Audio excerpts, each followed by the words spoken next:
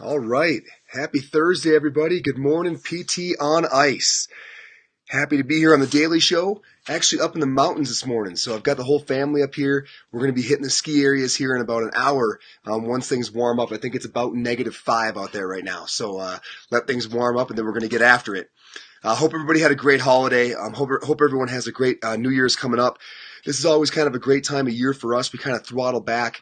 People don't tend to host courses around the holidays, so it gives us a chance to revamp our curriculum, take a deep dive into our courses, fine tune everything, and kind of square up for 2019 for the next season. So, great time of the year for us. Hopefully, great time of the year for you all.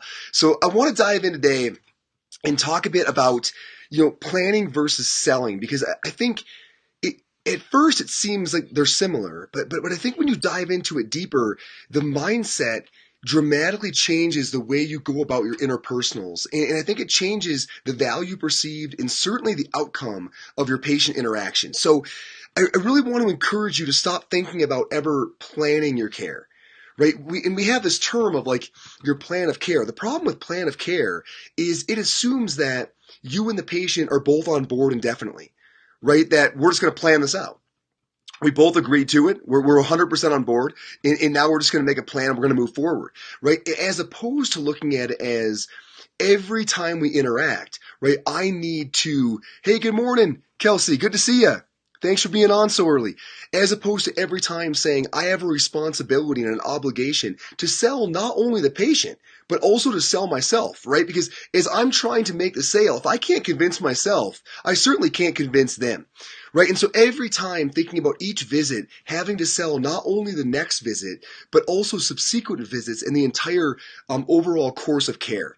So that mindset is different, and we think it's at the root of a lot of high no-show cancellation rates, and we do see some high no-show cancellation rates. So as we travel around, and we're doing more consulting now, so Alan and I are doing more working kind of intimately with companies and trying to figure out, what the metrics are and how we can change them. We see some really high numbers, folks, regularly in the double digits in no-show cancellation rate. And to us, that just screams that people simply weren't valuing the session.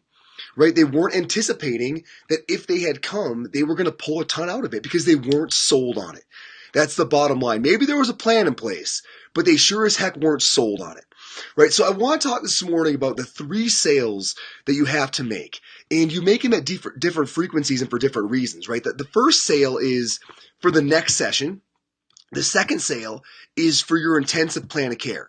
So maybe that's for your 6 to 8 weeks. Hey, what's up, Sarah? Yeah, Merry Christmas to you as well.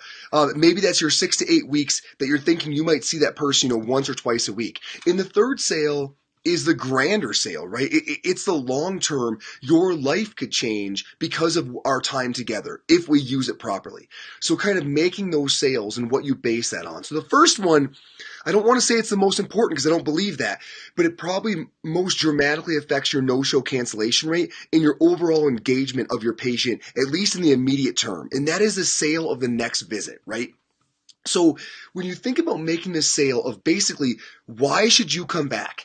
So that's what I'm always thinking in my head. Like whenever we're thinking about putting someone on the schedule for next week, right? Like, well, why should you? Like your time is insanely valuable, right? You have a million things going on. Like why should you come back? Is there enough meat on the bones here for you to carve out probably an hour and a half, thinking driving both ways, paying significant copay in my case, paying cash pay visit every time, right? Is there enough here? Is there enough value here to justify that? So the line items I think you have to look at are, first of all, right, letting the patient know, to kind of illustrate to them that there is enough meat on the bones, letting them know that you are going to get novel information from them when they return, and that is going to be able to help you move forward. In other words, I can't give you, because a lot of patients will say, and all of you know this, right? A lot of patients will say, well, I only want to come once, right? I want to come one time, kind of figure out what's going on and get a plan to go forward. Right? Now, that is not doable in the majority of cases, right? In the reason being things like this, bullet item number 1, and that is, I am going to use novel information from you when you return so I can fine tune how we're intervening on this symptom behavior issue. For example, I need to know your 24-hour response. Now that we've loaded that soft tissue, I need to know, how did that dose affect your symptom behavior? Did it do nothing at all? In which case, I need to significantly increase the dose. Were you crippled for 2 days? In which case, I've got to throttle back. The point is, I cannot give you a perfect dose prescription until I get that critical information that you're going to bring me on the next session. As you're bringing me that novel information, I'm going to be able to fine tune our dosage. And once we get our dosage right, you're going to get better. So again, it's helping that patient understand that part of the reason that we have ongoing visits is that every time we get better, because every time we gather specific information that allows us to fine tune these interventions. Another great example is if I'm thinking about, I'm not sure if this person's arm symptoms are related to their neck, or if I have two different issues on board, right? I'm going to tell that patient, look, I believe it's coming from your neck. That seems to make the most sense here on day one. I'm going to intervene on your neck. I really need to know next time, right? Did we only change symptom behavior in your neck region, or did everything change, right? If everything did not change, I'm going to have to zoom out and figure out what is going on distally, because we might have two different animals on board. Again, the underlying point here is that novel information that you're going to bring back is going to dramatically affect the way that I intervene on you. It's going to make a bigger change in your symptom behavior. Your ROI is going to dramatically increase every single session because my knowledge on what's going on and how you're responding to it is increasing, thus allowing me to be more effective each time we see each other. So them understanding the importance of bringing that information back so that you can better help them helps them understand how important showing up for that next session is. Right? And it's always important, kind of bullet item number 2, if you will, is that they have to know that progression is going to happen. I think everybody fears that we're just going to do the same thing every time. I think the reason they fear it is that oftentimes happens, right? That people basically say, hey, here's what we're going to do. Again, kind of comes back to the planning problem. Here's what we're going to do. We're going to roll this out and we're going to execute on these steps and we hope this works. Well, you can do that at home. Right? If you're going to plan like that, I would say go ahead and make the plan, let them go execute, right? And see how it goes, right? But we're not planning, right? What we're doing is we're changing every single session and showing them that evolution is really important. So we're always telling our patients, hey, next time, I know we didn't get into a weight-bearing squat, but next time I want to look at the squat pattern loaded, right? The reason being that things look different under load, right? Load can expose certain things, right? And we want to see that, and we have not fully evaluated you until we've seen that, right? So letting them know this is never going to be static. There's always going to be an evolution. What we're evaluating and what we're doing is really important because if they understand that there's a progression, again, it helps to sell them on the need to continue showing up because it's not a one and done kind of a deal. Another important bullet that we do not emphasize nearly enough is that there will be time for new questions. Now, it won't seem as relevant right when you say it. So like if you do a really good eval and you have covered the vast majority of the patient's questions, right? If you do a really good eval, it is not going to seem all that relevant to say, hey, on the next session, when you come back on Thursday, just so you know, we're going to have a few minutes at the beginning where we can cover and answer any new questions that may have arisen between now and at that point, or any things you think about that we didn't have a chance to talk about today. The reason it doesn't sound as relevant on that day is you just covered so much. And hopefully if you did a great job, you covered the vast majority and you've already asked them, do you have any more questions or was there anything at all that we did not cover that you would like to? So it sort of seems like the well is dry. But realize over the next handful of days or the next week, they are going to process everything you said. They're going to think about new things that you brought up that they didn't think were relevant that they think now might be. They need to know that, hey, you said next time they come in, you're going to have some time to be able to address any new things that come up. That way, when they think about these things, they don't say to themselves, oh, shoot, I should have included that because that was the evaluation day. Now we have our plan in place, so it's a little bit late. Instead, you're saying all of that new processing and new information, we're going to spend time with that on every single session. When you begin to finally appreciate that a patient cares more about your brain than your hands and your needles, this becomes very obvious, right? Because you begin to realize what they really want to do is get after your expertise. Jeff, what does this look like to you? How do you think this might go? Do you think these things are related? I didn't think they were on day one, but now I'm wondering, do you think they could be? They really want to probe your mind. That is your most valuable resource, right?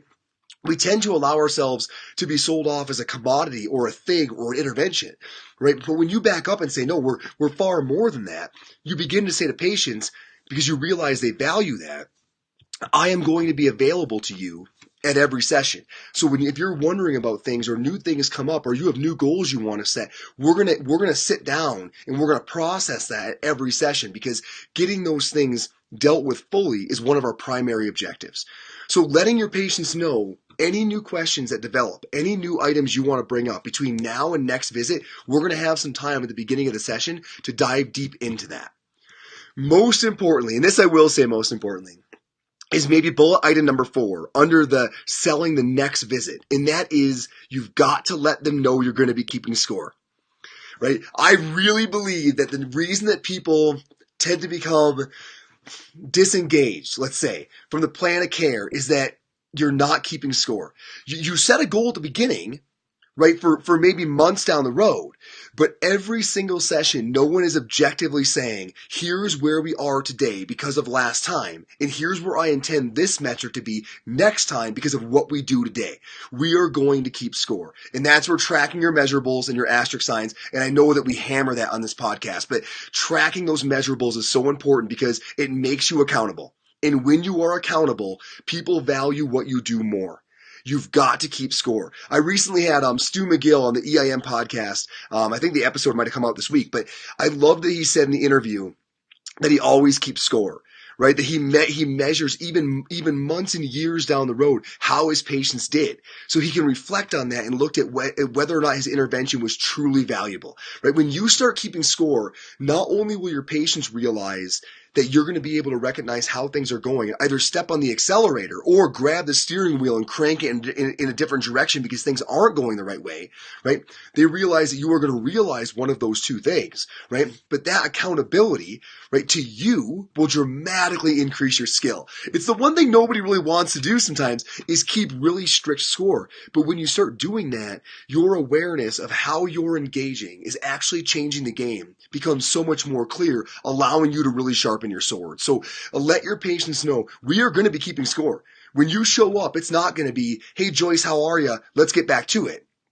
It's going to be, Joyce, let's take a second here and really figure out whether or not what we did last time was meaningful, right? Let's answer any questions you have. Let's chart our course for this session. Let's revisit where we're going to be going here in the next couple of sessions and make sure we are fully dialed in and that what we're doing has meaning. We are keeping score. And keeping score makes everybody accountable. You accountable, the patient accountable. Because remember, we never think about this, but remember that the patient's wondering about it too. Like they want their ULTT to get better. And when you go to measure it, they're like, hey, I've been doing my homework. I wonder if it's better. Like it gets them more engaged. It gets you more engaged because if that thing's not better, what you're doing does not have merit. So you are all more engaged. You're valuing your time more. You're using the time more wisely. You're more dedicated in the off hours. Like everything starts coming together when you start keeping score. So that is really some key things about selling the very next visit, right? That what your information you bring back is going to dramatically improve my ability to create bigger changes. We are going to evolve every time you return. There will be time for your new questions, and I can't wait to hear them because I know you're going to be processing so much information. I can't wait to hear what you come back with. And however things go, we're going to know about it because we are keeping score, right? So if you can get those points across to your patient, it just sells so much better why they need to return next time, okay? The bigger sales then that we don't need to dive nearly as in depth to, but are important that you keep them on your radar, that we just talked about selling the next session, but you always want to return to selling the intensive plan of care as well, right? So you always want to zoom out and make sure that you have their one most important thing. This is so important that on day one, you ask that question, Suzanne, if this goes really well, if we are really successful, what does that look like to you? How does your life look different? Because patients always say the same thing. They say, well, my arm wouldn't hurt. Okay, Suzanne, I know your arm wouldn't hurt. But what would you do because your arm didn't hurt that you're not currently doing now? Oh, well, Jeff, what I would love to do is blank. Right? And they give you those couple things where they're like, gosh, this is how my life would look different if we were successful. Make sure you know those things with every patient. Because once a visit, you're going to want to tie all this together and say, okay, all these things look great. We're keeping score, right? The score is going in the right direction. We are tracking that towards blank. right? Suzanne, the reason we are doing this, the reason I'm happy that your shoulder flexion's a little better is I still think that you getting back to tennis 4 weeks from today is reasonable, right? I'm going to have time to build in some strength here in the next 2 weeks. I've still got that goal in my mind. It's reminding the patient, like, I have not forgotten where we're going. Okay? It's similar to like when I'm sitting on the airplane and the captain comes on and says, hey, just so you know, we're going to Chicago. Right? Like if you don't want to go to Chicago, this is probably a good time to hop off. It's kind of a silly thing, but it sort of feels good. Like, yeah, okay, I'm on the right plane. The guy remembers where we're going. Like, now we can get back into all the subtleties and nuances because we know where we're all going from a big picture level. Important to reiterate that, but the only way you can do it valuably is if you have their one most important thing. So never forget to ask on day one, what does success look like in your life? Right? And get that and hang on to that throughout the entire plan of care. The final one is kind of the big one, right? And that is meaning it's overarching. And that is the long term. Folks, the one thing that we have to accept is people don't think long term. If people thought long term, we would see a lot more wellness, right? We'd see a lot more preventative behaviors. We would see a lot more foresight, but they don't. And you can't fault them. I mean, everybody's up against so much.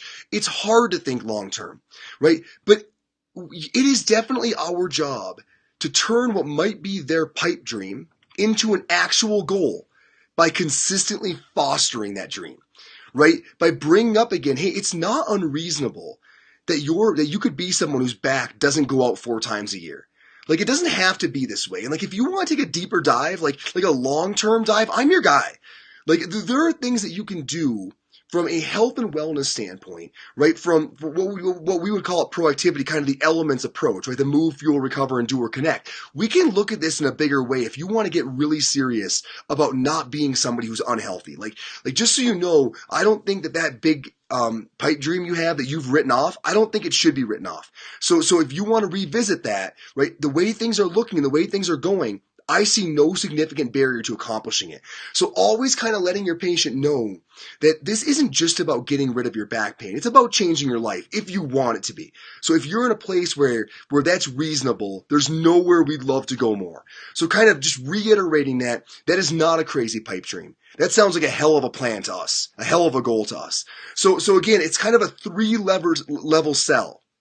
Selling that next visit, selling that intensive plan of care, in sort of feeding the idea that long-term could change if the desire is there to do so. I think if you change your mindset from forming a plan and executing, right, to explain to the patient and yourself at every single stop why we're going where we're going and why it's important that we get there, I think the engagement you're going to see from the folks you serve is dramatically different. Think about that a bit.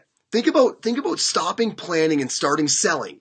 And I think you might realize that you're more engaged, the patient's way more engaged, and your metrics look a whole heck of a lot shinier. Hey, what's up, Steve? Good to see you, man. Just while we're wrapping up, Steve is down in Baton Rouge. For those who are going in February, we'll see you in Baton Rouge, Louisiana. Can't wait for that one. Tons of good stuff on the board, you guys, for January. A lot of online stuff starting up. So the APHPT intro course, so kind of the doorway to it all, that starts on January 6th. So it's a short course. It's 4 weeks long, $295 to get everybody who wants to look at prevention, health, promotion. We want you all in that class. Once you're done with that, then Mike and Allie, Megan and Jeremy, they can all look at kind of what your interests are, and then we can plan kind of a specialty course from there. But everybody, we want to feed you into that intro course on January 6th. We've got a couple CMFA live. Hey, what's up, Alix? Good to see you. Hopefully I'll see you in Baton Rouge. We have a couple CMFA, clinical management of the fitness athlete, 2 of those live courses coming up, 13th, 14th maybe, one in Charlotte and then one in Minneapolis. We have CMFA Essential Foundations coming up, I think the second week of January, as well as Advanced Concepts coming up. So we have tons of clinical management of the fitness athlete coming up. Justin Dunaway, Total Spine Thrust Manipulation, going to be in Hackensack, New Jersey, January 5th and 6th. Modern management of the older adult, I think January 13th. The schedule's packed. It's going to be a monster 2019. I will give you guys a whole live video on kind of our plan for 2019 here on New Year's Eve. So look forward to that. Other than that, guys, I'm going to get out of your way. My kids and wife are waking up, and we're going to hit the slopes here pretty soon. Take care, everybody.